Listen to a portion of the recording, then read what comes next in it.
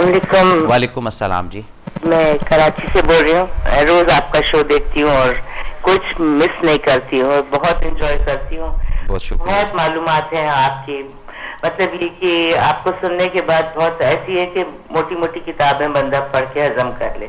बहुत शुक्रिया जी। मैं आपसे ये पूछना चाह रही थी कि ये सब बातें मैं आपकी समझती हूँ कि तौफीक बंदे को मिलती है तो किस तरह से, मतलब, लेकिन मुझे एक बात समझ में नहीं आती कि मुतमईन क्यों नहीं होती हूँ मैं तौफीकों के बाद, अच्छी चीजों के बाद। सर एक तबीयत में इत्मीनान, एक मुतमईन जो बंदा होता है कि भाई ठीक है, चलो अल्लाह ने ये, अल्लाह हमने अर्ज कर दी, अल्लाह से सब कुछ हो गया, चलो मुतमईन हो जाए।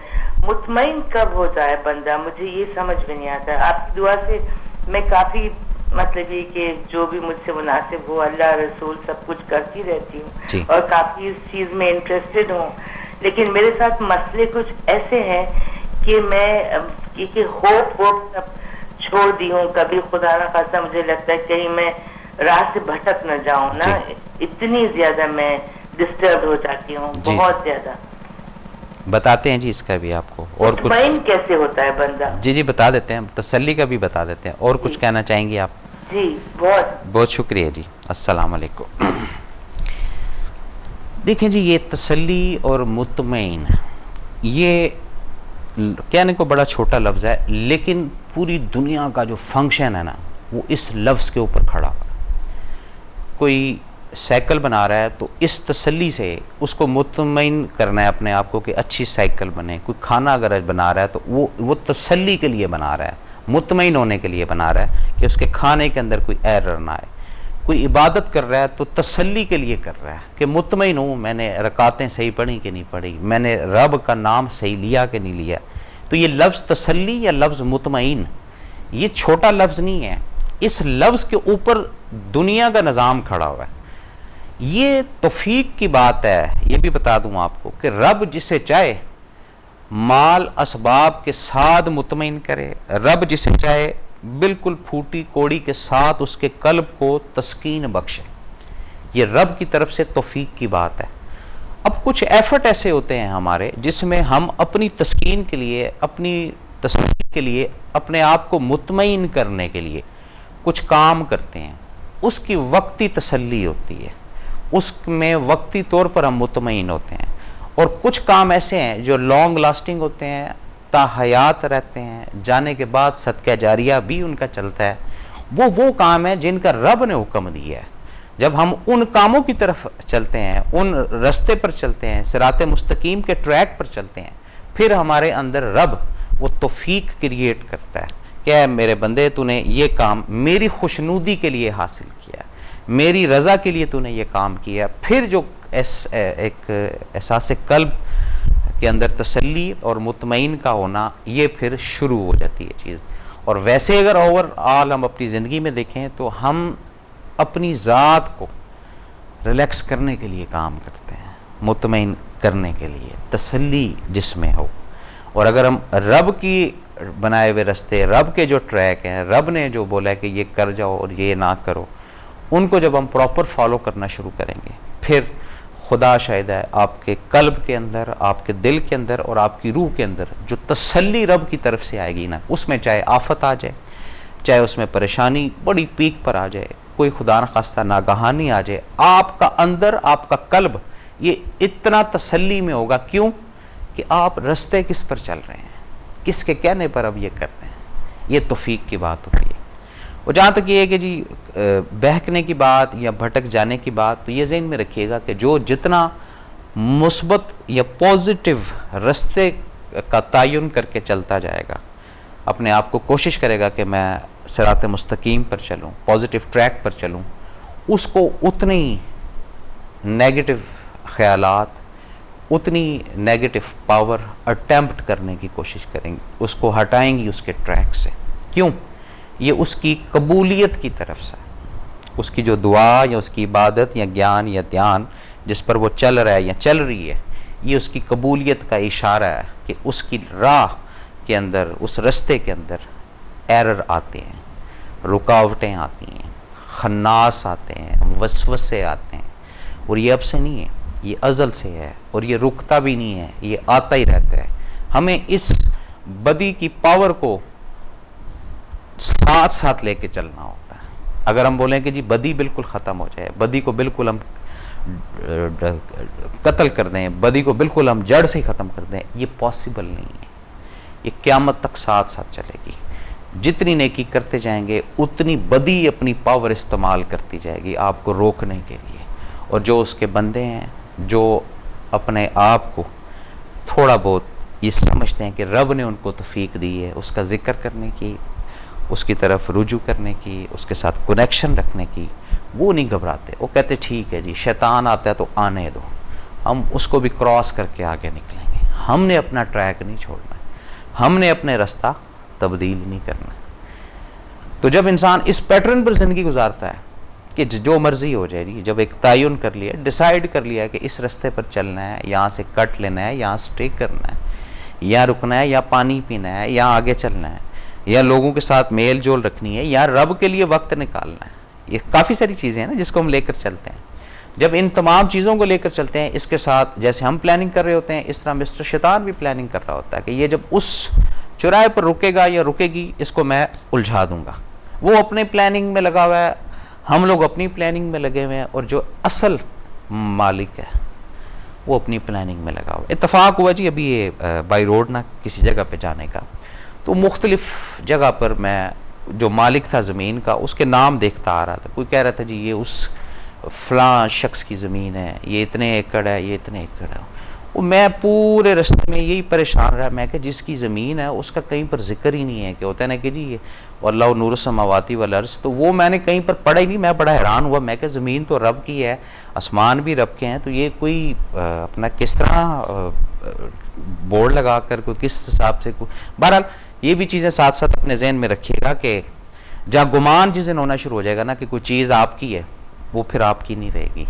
और जहाँ ये चीज़ हमेशा डेवलप रखिएगा दिल के अंदर कि आपका कुछ भी नहीं है, आप सिर्फ एक मोर हैं, आप सिर्फ एक पार्ट है इस दुनियावी ज़िंदगी का, एक हिस्सा है आप। उस हिस्से के अंदर जो जो रहेंगे वो एक अच्छा मुकाम पाते जाएंगे। और जिनको गुमान होता जाएगा मैं तो ये हूँ, मैंने तो ये किया है, मैं इस चीज़ का मालिक हूँ, वो फिर अल्लाह ही हाफिज़ है। ये अपने जहन में रखिएगा। तो हम बात कर रहे थे किसकी? तौफीक और हस्बे तौफीक की। अब आप बताएं अपने अंदर से कि जितनी तौफीक रब ने दी है, क्या उस हिसाब से तकसीम होती है वो तौफीक, या हस्बे तौफीक होती है? जब ये अख़ज़ कर लेंगे, जब इसको प्रॉपर असेस कर लेंगे, फिर आप देखिएगा ज़िंदगी के अंदर तब्दीली, तसल्ली, मुतमईन हो जाना, एक अंदर एक अजीब सी लहर उठेगी जिसको कहते हैं जी तसल्ली।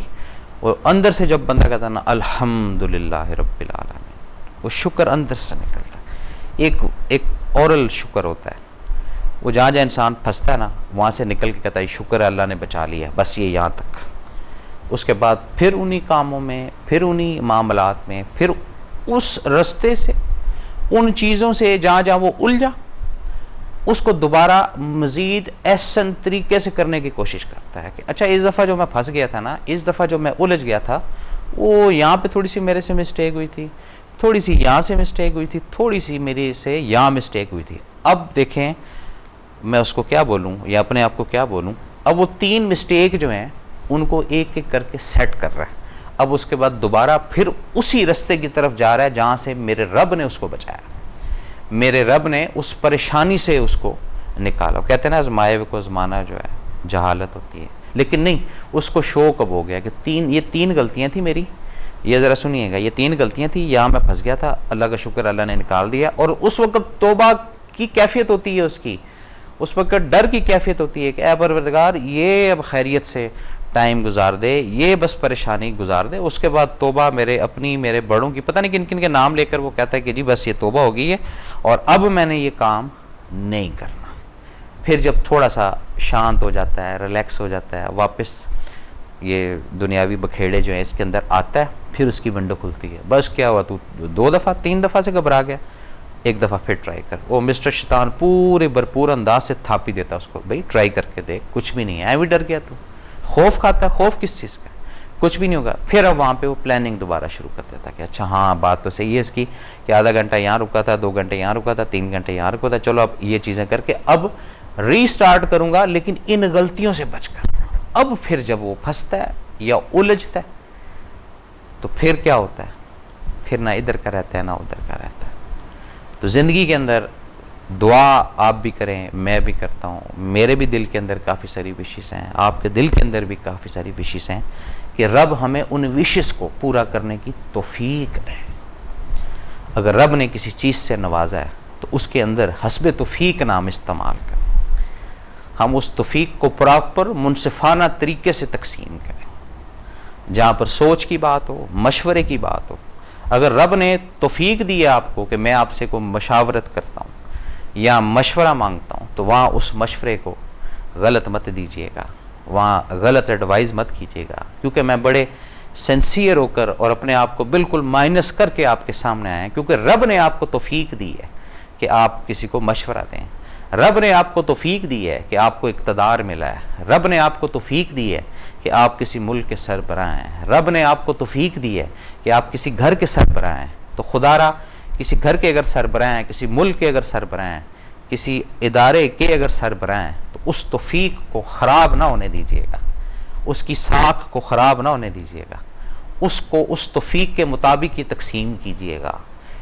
किसी भी शोबाए ज़िंदगी से आपका ताल्लुक़ हो, खा म्यूनसिपैलिटी हो, खा ब्यूरोक्रेसी हो, खा सियासत हो, खा मज़हब हो, जिस मुकाम पर रब ने आपको रखा, ये रब की तौफीक समझिएगा, उस तौफीक के अंदर को 19-20 मत कीजिएगा। कोई भी पेशा हो आपका, जुडिशरी हो, पुलिस हो, वकालत हो, XYZ हो, कुछ भी हो, उसके साथ जितना सेंसियर होंगे ना, आप देखिएगा रब की ज़ात आपकी उस तौफीक को और बढ़ाती जाएगी, कम नहीं होने देगी। रब ने तौफीक दी कि किसी औरत को माँ बनाया, रब ने तौफीक दी किसी मर्द को बाप बनाया, ये तौफीक की बातें हैं, ये छोटी बातें नहीं है नाजरीन। अब उस तौफीक के मुताबिक ज़िंदगी का गुजारना, उस तौफीक के मुताबिक परवरिश करना, उस तौफीक के मुताबिक ज़िंदगी के निज़ाम को लेकर चलना, ये छोटी चीज़ें नहीं, अनगिनत चीज़ें हैं। हमारे यहाँ कुछ और ही मामला होते हैं, हमारे यहाँ तौफीकें जो है वो भी अपनी होती हैं, या कोई एक आधा अगर तौफीक हमारा जानने वाला हो तो उसके साथ ही कुछ मामला तक रहते हैं। इससे आगे ना हम सोचते हैं, ना हमारा ज़हन काम करता है, ना हम आगे जाना चाहते हैं। क्यों? तो हमें तौफीक ही नहीं है इस चीज़ की कि हम उसके प्रॉपर निज़ाम को इस अंदाज से समझें और सोचें इस चीज़ का कि रब ने अगर सही सलामत किसी को ज़ुबान दी है, तौफीक है ना बोलने की, तो इस ज़ुबान से कितने लोगों को वो खुश करता है, कितने लोगों का वो दिल तोड़ता है।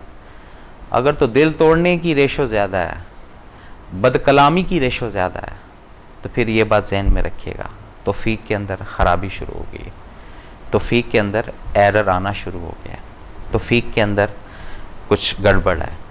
और अगर उस तौफीक को प्रॉपर मैनेज किया जाए, ये भी तौफीक की बात होती है, प्रॉपर उसका इजहार किया जाए, प्रॉपर उसकी जो खल्क है उसकी खिदमत की जाए, तो फिर आप देखिएगा उस तौफीक को 4 चांद तो पुरानी बात है, अभी कम से कम 40,000 चांदों की मैं बात करूँगा, वो लग जाएंगे उस तौफीक के अंदर। ये छोटी सी तौफीक होती है, फिर ये रब बढ़ाते हैं। बड़े बड़े अफराद को, बड़ी बड़ी दुनिया को, बड़े बड़े लोगों को रब ने कई कई तौफीकों से नवाजा हुआ है, अनगिनत। हम देखते हैं, आप भी देखते हैं, हम दस्तरखानों को देखते हैं लोगों के, तौफीक की बात है, 1000 आदमी जो है वो खाना खाते हैं, ये क्या है? ये सब मेरे रब की तौफीक की बात है, उनके दस्तरखान पर बैठ के। तो ये है एक चीज़, ये छोटी चीज़ नहीं है, बहुत बड़ी चीज़ है। अब हमें देखना ये है कि हमारी औकात क्या है, कुछ भी नहीं, वर्थ क्या है, कुछ भी नहीं, प्रोसीजर ऑफ बर्थ ये क्या है, बिल्कुल कुछ भी नहीं, ज़ीरो। उसके बावजूद रब ने